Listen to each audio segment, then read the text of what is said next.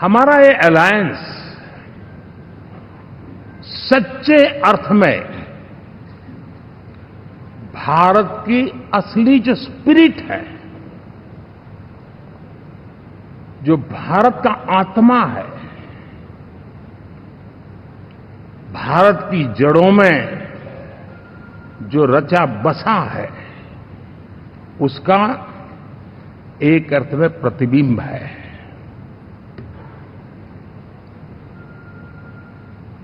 और मैं इसलिए कह रहा हूं कि थोड़ी नजर करें, हमारे देश में 10 ऐसे राज्य जहां हमारे आदिवासी बंधुओं की संख्या प्रभावी रूप से है, निर्णायक रूप से है, जहां इस आबादी आदिवासियों की ज्यादा है, ऐसे 10 राज्यों में से 7 राज्यों में एनडीए सेवा कर रहा है।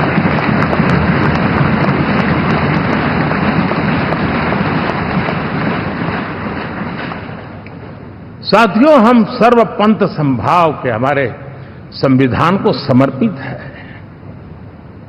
और देश में चाहे हमारा गोवा हो या हमारा नॉर्थ ईस्ट हो, जहां बहुत बड़ी मात्रा में हमारे ईसाई भाई बहन रहते हैं, आज हम उन राज्यों में भी एनडीए के रूप में सेवा का अवसर हमें मिला।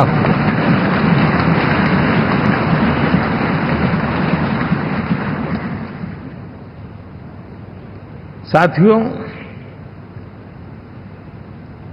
प्री पोल अलायंस हिंदुस्तान के राजनीतिक इतिहास में और हिंदुस्तान की राजनीति में गठबंधन के इतिहास में प्री पोल अलायंस इतना सफल कभी भी नहीं हुआ है जितना कि एनडीए हुआ।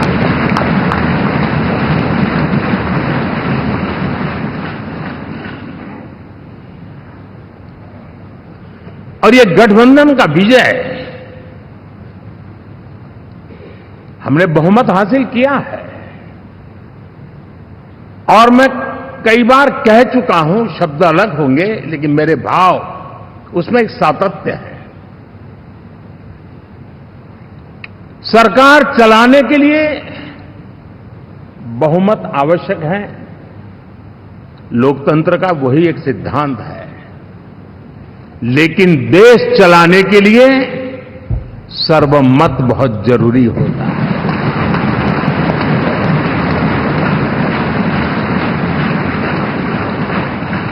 और मैं आज देशवासियों को यहां से विश्वास दिलाना चाहता हूं कि आपने जिस प्रकार से हमें बहुमत देकर के सरकार चलाने का सौभाग्य दिया है, ये हम सबका दायित्व है कि हम सर्वमत का निरंतर प्रयास करेंगे और देश को आगे ले जाने के लिए हम कोई कोर कसर नहीं छोड़ेंगे।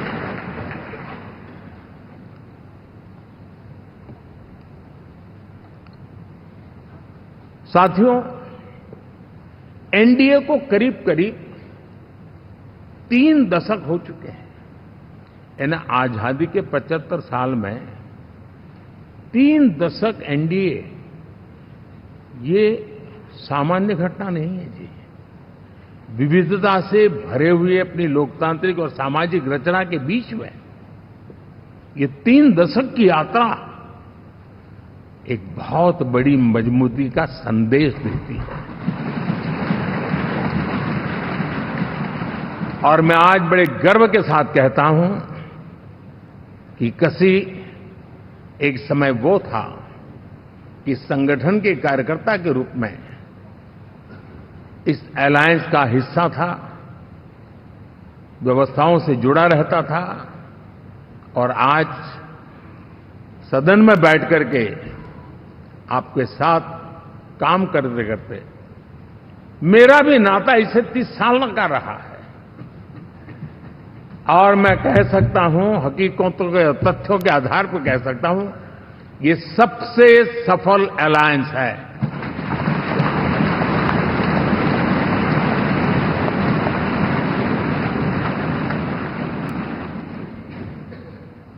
हम गर्व से कह सकते हैं कि 5 साल का टर्म होता है। इस अलायंस ने 30 साल में से 5-5 साल के 3 टर्म सफलतापूर्वक पार किए हैं और अलायंस चौथे टर्म में एंटर कर रहा है।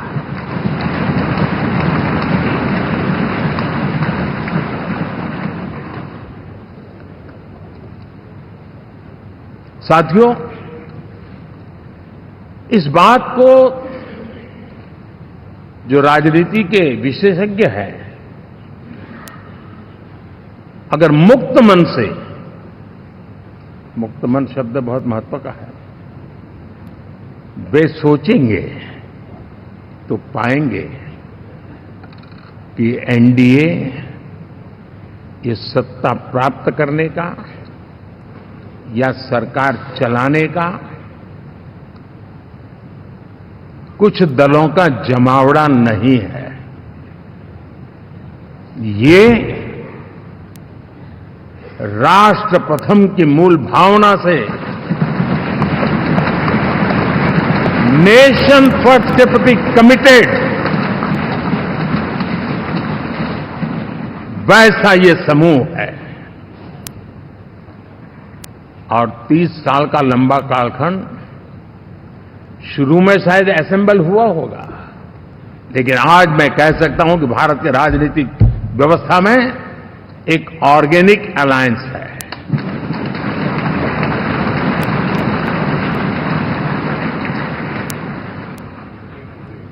और ये मूल्य श्रद्धेय अटल बिहारी वाजपेयी, श्री प्रकाश सिंह जी बादल, श्री बाला साहब ठाकरे, श्री जॉर्ज फर्नांडिस, श्री शरद यादव, अनगिनत नाम मैं कह सकता हूं। इन लोगों ने जिस बीज को बोया था, वो आज भारत की जनता ने विश्वास का सिंचन कर करके उस बीज को वटवृक्ष बना दिया है।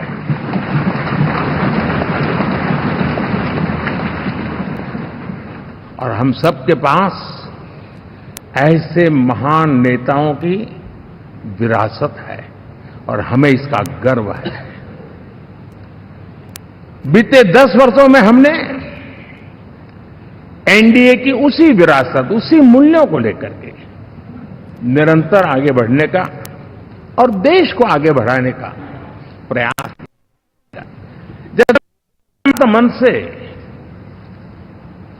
राजनीति के विश्लेषक अगर विश्लेषण करेंगे तो देखेंगे कि एनडीए का जो लोग दिखते हैं ना, उसमें एक कॉमन चीज नजर आती है और वो है गुड गवर्नेंस। इन सबने अपने अपने समय में, अपने अपने कार्यकाल में जब जब जहां सेवा करने का मौका मिला है, गुड इस देश को दिया है। और इस प्रकार से एनडीए एक प्रकार से, एनडीए कहते ही गुड गवर्नेंस ये अपने आप पर्यायवाची बन जाता है। साथियों,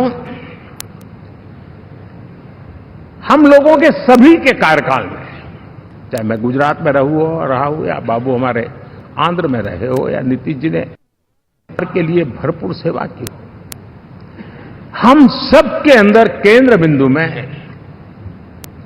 गरीब का कल्याण केंद्रस्थ रहा है।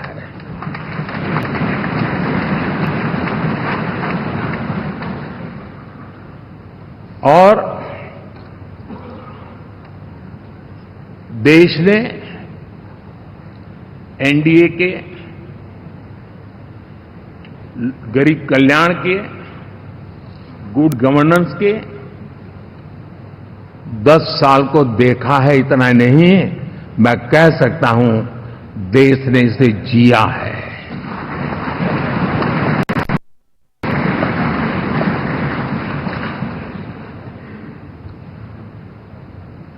जनता जनार्दन ने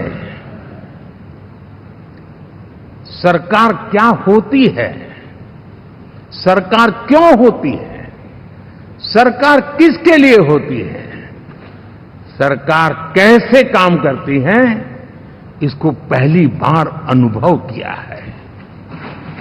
वरना जनता और सरकारों के बीच में एक खाई की व्यवस्था ही बनी हुई थी। हमने उसको पाट दिया है। हमने सबका प्रयास का मंत्र देश को नई ऊंचाई पर ले जाने के लिए चरितार्थ करके देखा है। साथियों, एनडीए सरकार में हम अगले 10 साल में, मैं बहुत जिम्मेवारी के साथ कह रहा हूं, अगले 10 साल में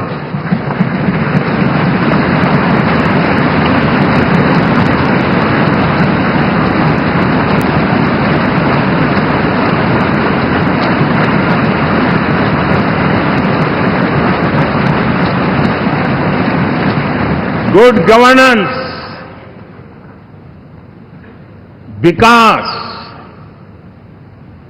नागरिकों के जीवन में क्वालिटी ऑफ लाइफ, और मेरा व्यक्तिगत रूप से एक बहुत बड़ा ड्रीम है, मैं लोकतंत्र की समृद्धि को जब सोचता हूं तो मैं चाहता हूं कि सामान्य मानवीय के जीवन में से, और खास करके मध्यम वर्ग, उच्च मध्यम वर्ग, उनके जीवन में से सरकार की दखल जितनी कम हो उतनी लोकतंत्र की मजबूती है।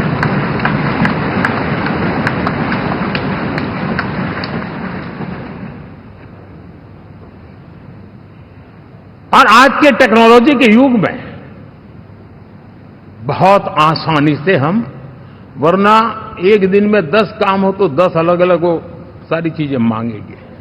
हम बदलाव चाहते हैं। गुड गवर्नेंस का ये भी एक महत्वपूर्ण पहलू है। लेकिन हम विकास का नया अध्याय लिखेंगे, गुड गवर्नेंस का नया अध्याय लिखेंगे, जनता जनार्दन की भागीदारी का नया अध्याय लिखेंगे, और सब मिलकर के विकसित भारत के सपने को साकार करके रहेंगे।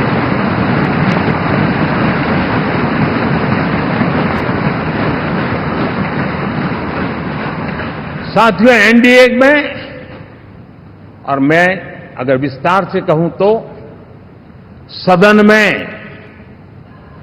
किसी भी दल का कोई भी जनप्रतिनिधि होगा, मेरे लिए सब बराबर है।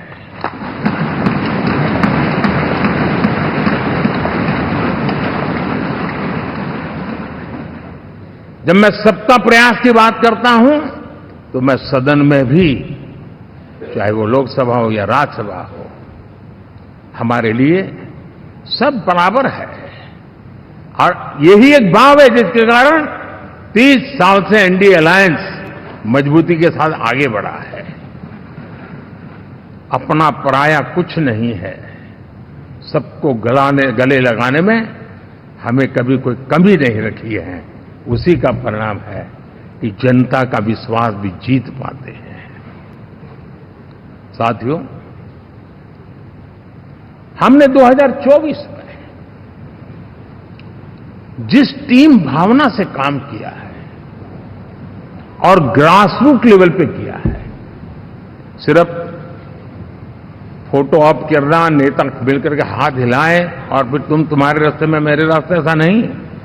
ग्रासरूट लेवल तक सबने मिल करके ये जो काम किया है, और उसी ने हमें ऑर्गेनिक अलायंस का सामर्थ्य दिया है।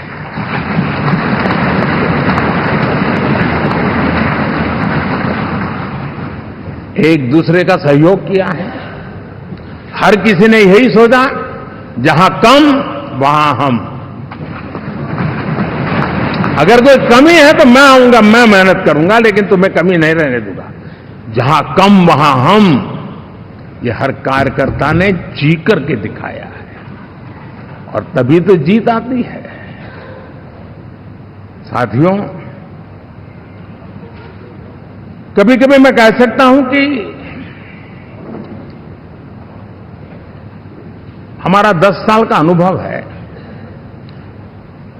भारत के हर क्षेत्र का और भारत के हर नागरिक का जो एस्पिरेशंस हैं,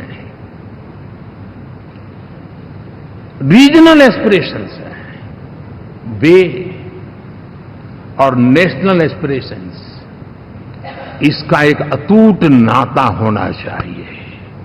इसके बीच में हवा तक गुजर न सके, इतना जुड़ाव होना चाहिए, तब देश आगे बढ़ता है।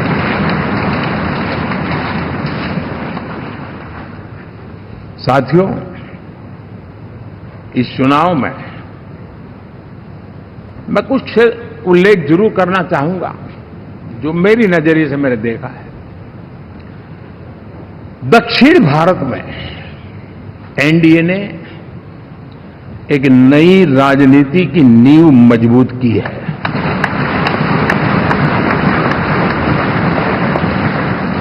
अब देखिए, कर्नाटक एंड तेलंगाना, अभी अभी तो इनकी सरकारें बनी थी, लेकिन पल भर में ही लोगों का विश्वास टूट गया, भ्रम से लोग बाहर आ गए और एनडीए को गले लगा दिया। कर्नाटक और तेलंगाना में दोनों जगह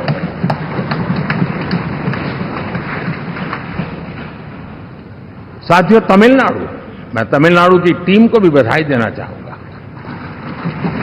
और वहां हमारा एनडीए समूह बहुत बड़ा भी है, और कईयों को पता था कि हम एक शायद एक सीट नहीं लड़ा पाएंगे, लेकिन इस लड़ाई में हम साथ रहेंगे। और मैंने बहुत से एनडीए के साथी तमिलनाडु में ऐसे हैं कि जिनका कोई उम्मीदवार नहीं था, लेकिन इस झंडे को ऊंचा रखने के लिए वो जी जान से जुटे थे। और इसलिए आज तमिलनाडु में भले हम सीट नहीं जीत पाए, लेकिन जिस तेजी से एनडीए का वोट शेयर बढ़ा है, वो साफ साफ संदेश दे रहा है कल में क्या लिखा हुआ है।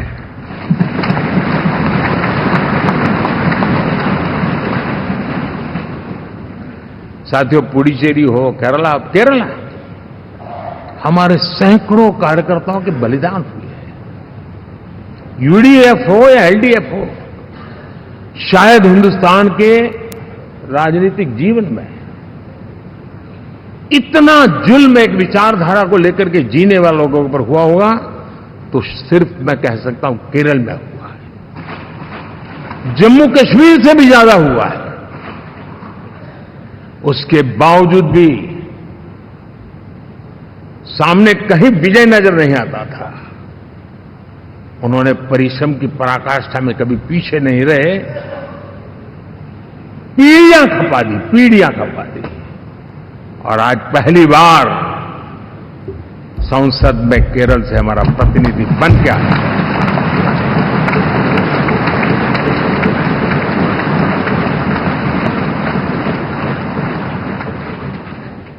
साथियों, अरुणाचल में हमने लगातार हमारी सरकार बनती रही है और भारी समर्थन से बनती है। सिक्किम में भी हमारे एनडीए की सरकार करीब करीब क्लीन स्वीप के साथ, अरुणाचल क्लीन स्वीप। आंध्र, मैं अबू बाबू को पूछ रहा था, बोले हिस्टोरिकली ये सबसे हाईएस्ट विक्ट्री है।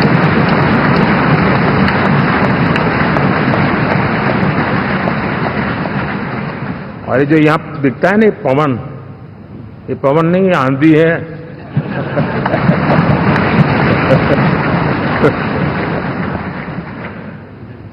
आंध्र ने इतना बड़ा हमारे प्रति जनमत दिया है। हिंदुस्तान के लिए एक सामान्य मानवीय की विकास की जो जिजीविषा है उसका प्रतिबिंब है। और महाप्रभु जगन्नाथ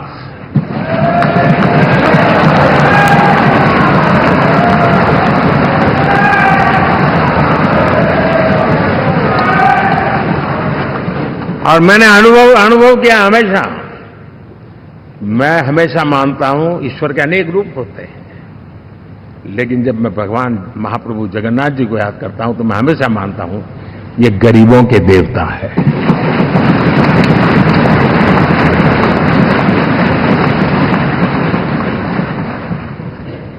और वहां जो क्रांति रूप परिणाम आया है, मैं इसे एक रिवॉल्यूशन देख रहा हूं। और मैं इसके साथ कह सकता हूं कि विकसित भारत का हमारा जो सपना है,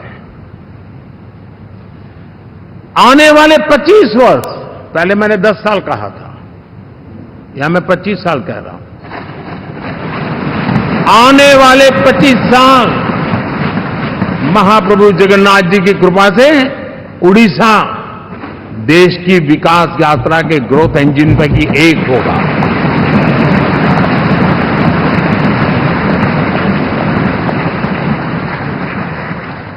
साथियों,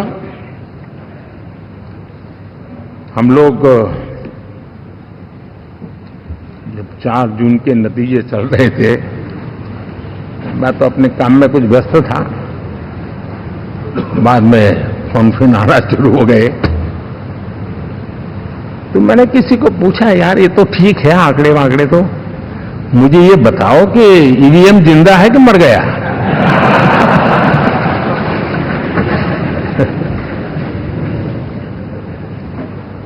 क्योंकि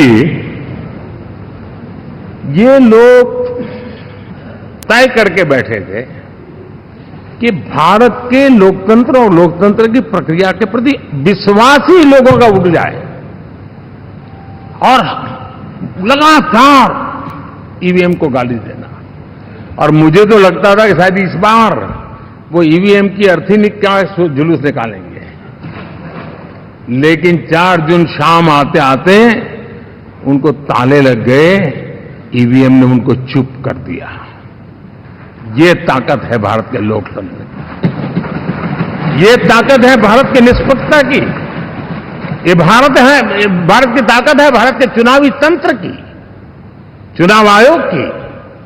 और मैं मानता हूं कि ये आशा करता हूं कि 5 साल तो अब ईवीएम शायद मुझे नहीं सुनाई देगा, लेकिन जब 29 में हम जाएंगे तो फिर से शायद ईवीएम को लेकर के नाचने की शुरुआत करेंगे, क्योंकि इनके सुधरने की संभावना बहुत कम है। आप देखिए, चुनाव के समय मैंने पहली बार देखा, शायद हर तीसरे दिन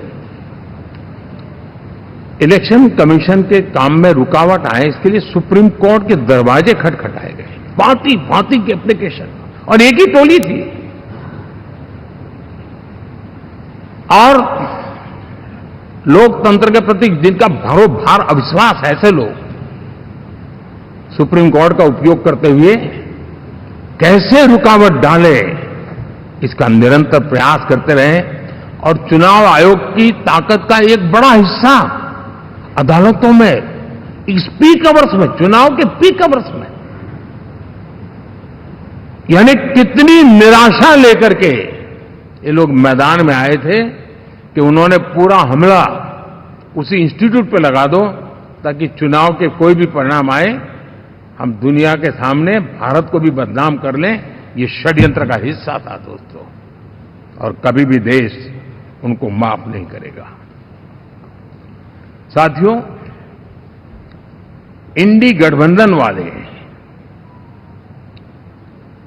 जब ईवीएम का विरोध करते हैं तो मैं सिर्फ एक चुनाव के रूप में नहीं देख रहा, मैं मानता हूं ये लोग मन से पिछली शताब्दी के सोच वाले लोग हैं।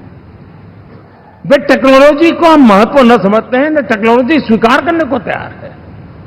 और ये सिर्फ ईवीएम में दिखाई दिया, ऐसा नहीं, यूपीआई में दिखाया। जब हमने कहा कि हिंदुस्तान के लोग डिजिटल ट्रांजैक्शन करेंगे, फिनटेक की दुनिया में आज हिंदुस्तान का नाम हो गया, मानने को तैयार नहीं। आधार आज देश की एक पहचान बना है। मैं तो देख रहा हूं कि मुझे कई देश कहते हैं कि हमें आधार की पद्धति से आगे बढ़ना है, आप कैसे मदद कर सकते हैं। उस आधार को रोकने के लिए सुप्रीम कोर्ट में बार जाकर के परेशानियां पैदा की। यानी मूलतः ये प्रगति के विरोधी, आधुनिकता के विरोधी, टेक्नोलॉजी के विरोधी इंडी अलायंस हमने देखा है। साथियों, इस देश के लिए ये भी चिंता का विषय है कि विश्व में भारत के लोकतंत्र की ताकत को कम आंकने का प्रयास, और कितना एक्सट्रीम है। मैं दुनिया में ढोल पीट रहा हूं कि हम मदर ऑफ डेमोक्रेसी हैं, और ये दुनिया में जाकर के बता रहे नहीं हमारे देश में तो डेमोक्रेसी ऐसा कुछ नहीं, कि वो मोदी बैठ गया है और एक चाय बेचने वाला यहां पहुंच कैसे गया, कुछ तो गड़बड़ की होगी। ये जो इनकी मनस्थिति है जी, भारत के नागरिकों को चुनाव प्रक्रिया के प्रति अविश्वास पैदा करने का जो उनका षड्यंत्र है, मैं मानता हूं कि अब दुनिया भी भारत के लोकतंत्र की विविधता, विशालता, व्यापकता, गहनता, इन सबको भी जानने समझने के लिए आकर्षित होगी। ऐसे इस चुनाव के नतीजे में देख रहा हूं। साथियों, जब 1 तारीख को मतदान पूरा हुआ और 4 तारीख को काउंटिंग, इस बीच की चीजों को आप देखिए। योजनाबद्ध तरीके से देश को हिंसा की आग में झोंकने का बयान दिए जाते थे। यहां इकट्ठे होना, यहां पहुंचना, यहां करना। कुछ लोग इस चीज को गंभीर नहीं लेते हैं, लेकिन ये बहुत गंभीर है। आप भारत के लोकतंत्र को, पहले उसकी व्यवस्था को अनादर करते हो, अब परिणाम आने से पहले एक ऐसा माहौल बना दो कि बस आग लगा देंगे। हर प्रकार से उन शब्दों का अर्थ यही निकलता है कि उन्होंने देश को उस दिशा में ले जाने का प्रयास किया था। लगातार देश को गुमराह करने का प्रयास किया गया, देश के लोगों को बांटने का प्रयास किया। अरे, चुनाव एक ऐसा लोकोत्सव होता है कि ज्यादा से ज्यादा लोगों को हम जोड़े, तोड़ने के लिए नहीं होता है। लेकिन हर प्रकार से कोशिश यही की गई। साथियों, मैं मानता हूं कि 2024 के लोकसभा के चुनाव के जो नतीजे हैं, हर पैरामीटर से देखेंगे, दुनिया ये मानती है और मानेगी कि ये एनडीए का महाविजय है।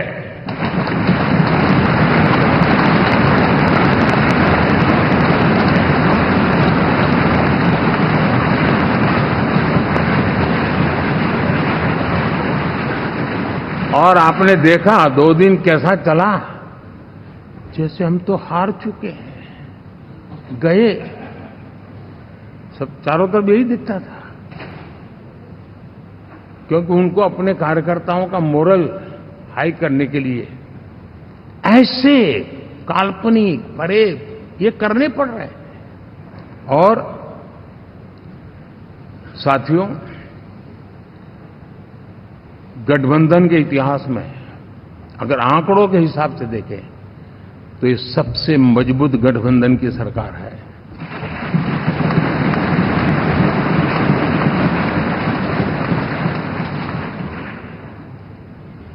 लेकिन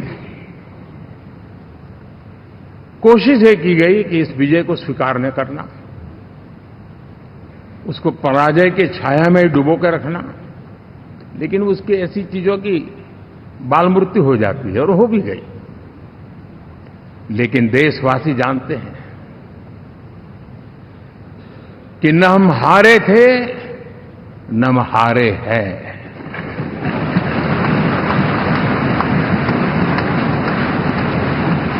लेकिन 4 तारीख के बाद हमारा जो व्यवहार रहा है वो हमारी वो पहचान बताता है कि हम विजय को पचाना जानते हैं।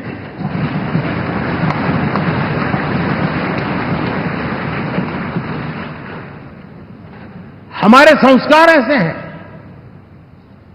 कि विजय की गोद में उन्माद पैदा नहीं होता है और न ही पराजित लोगों के प्रति उपहास करने के हमारे संस्कार हैं। हम विजय को भी पचाते हैं और पराजित का भी उपहास करने की विकृति हम नहीं पालते हैं। ये हमारे संस्कार हैं। अब किसी भी बालक को पूछो कि भाई लोकसभा के चुनाव के पहले सरकार किसकी थी, तो कहेगा एनडीए। 24 के नतीजों के बाद सरकार किसकी बनी, एनडीए। फिर हारे कहां से भाई? पहले भी एनडीए थी, आज भी एनडीए और कल भी एनडीए है।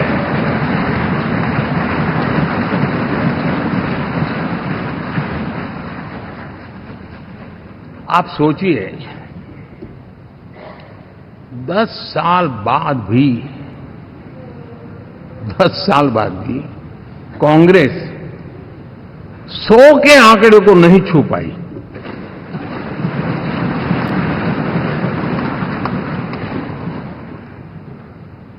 और अगर मैं 14, 19 और 24 3 चुनावों को जोड़ करके कहूं, कांग्रेस के 3 चुनाव जोड़ूं, तो इन 3 चुनावों में जितनी सीटें मिली है उससे ज्यादा हमें इस चुनाव में मिली है।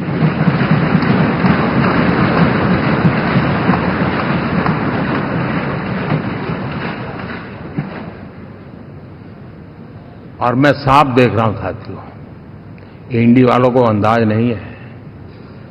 वे धीरे धीरे पहले तो डूब रहे थे, अब तेज गति से ये गर्त में जाने वाले हैं।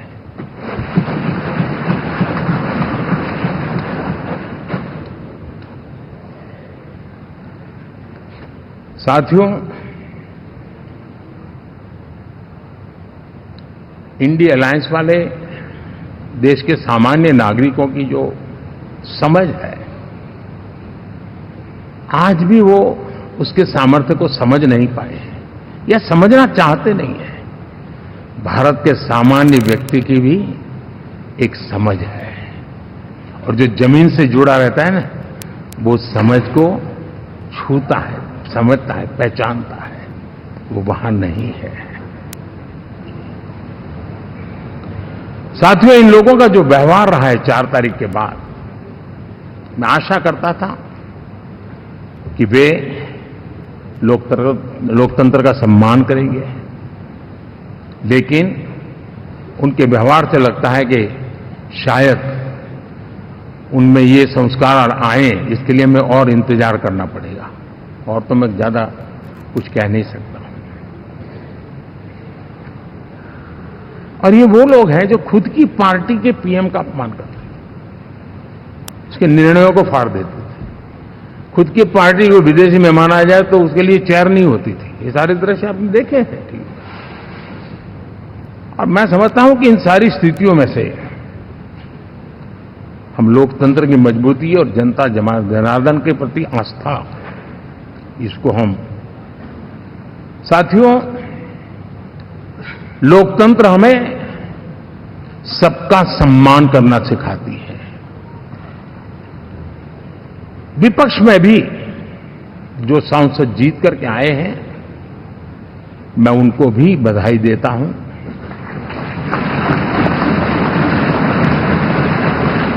और मैं पिछले 10 वर्ष में एक चीज मिस कर रहा था कि debate, participation, quality of debate मैं मिस कर रहा हूं। लेकिन मैं आशा करता हूं कि अब इस नया जो सदन बना है वो कमी मुझे खलेगी नहीं, शायद हमारे साथी भी राष्ट्रहित की नीयत के साथ सदन में आएंगे और भले वो विपक्ष में बैठे होंगे, लेकिन राष्ट्र के विपक्ष में नहीं है, हमारे विपक्ष में है।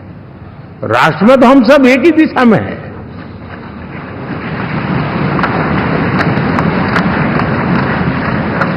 राष्ट्र में हमारा कोई पक्ष विपक्ष नहीं है, राष्ट्र में तो हम 140 करोड़ है। और मैं आशा करता हूं कि वो राष्ट्र हित की भावना को लेकर के सदन में आएंगे और सदन को समृद्धि देने में वे कुछ न कुछ योगदान करेंगे। साथियों, 24 का जनादेश एक बात को बार बार मजबूती दे रहा है, बार बार मजबूती दे रहा है कि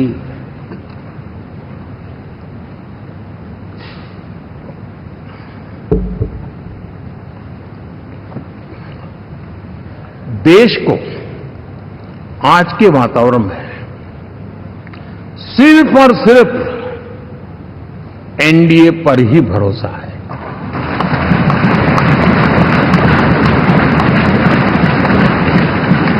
और जब इतना अटूट विश्वास है, इतना भरोसा है, तो स्वाभाविक है देश की अपेक्षाएं भी बढ़ेगी।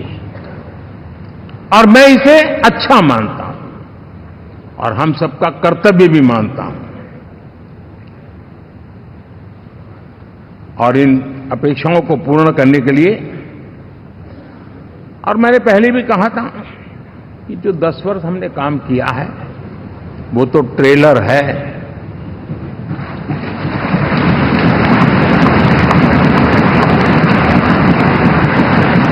और वो मेरा चुनावी वाक्य नहीं था, ये मेरा कमिटमेंट है।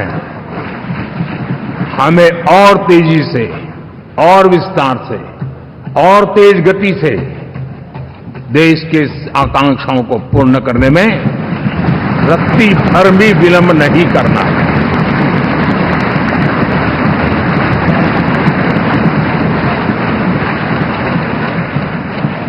जनता जनार्दन चाहती है हम पहले से ज्यादा डिलीवर करें। जनता चाहती है कि हम खुद ही हमारे पुराने रिकॉर्ड तोड़े। और मैं साथियों एक तरफ एनडीए रखूं, दूसरी तरफ भारत के लोगों के सपने और संकल्पों को रखूं, तो मैं कहूंगा NDA, new India, develop India, aspirational India.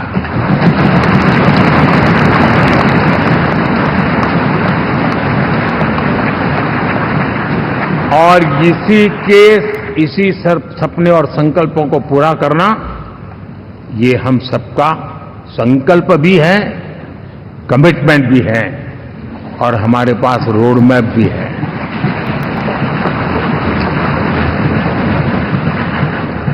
साथियों, एनडीए ने हमेशा करप्शन फ्री, रिफॉर्म ओरिएंटेड, स्थिर सरकार देश को दी है। जब जब हमें अवसर मिला हम लोगों ने काम किया। उसके सामने कांग्रेस नेतृत्व वाली यूपीए, अब उन्होंने पुरानी अपनी छवि सुधारने के लिए नाम बदल दिया, लेकिन पहचान घोटालों की है। आए दिन घोटाले, यही पहचान रही है। और नाम बदलने के बावजूद भी देश उनके घोटालों को नहीं भुला है, उनको नकारा है।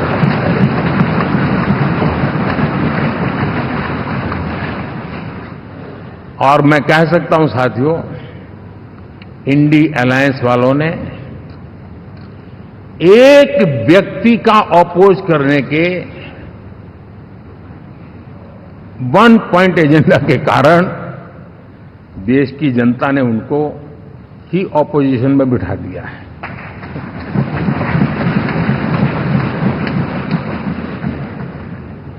एनडीए विकसित भारत, इस संकल्प को लेकर के चुनाव में गया था।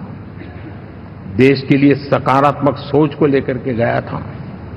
देश की युवा शक्ति के सामर्थ्य को समझ करके नए अवसरों को लेकर के देश को आगे बढ़ने की बात लेकर के गया था, जबकि हमारे सामने जो लोग थे वो भ्रम फैलाना, झूठ फैलाना, यही गुमराह करने वाले काम यही करते रहे थे।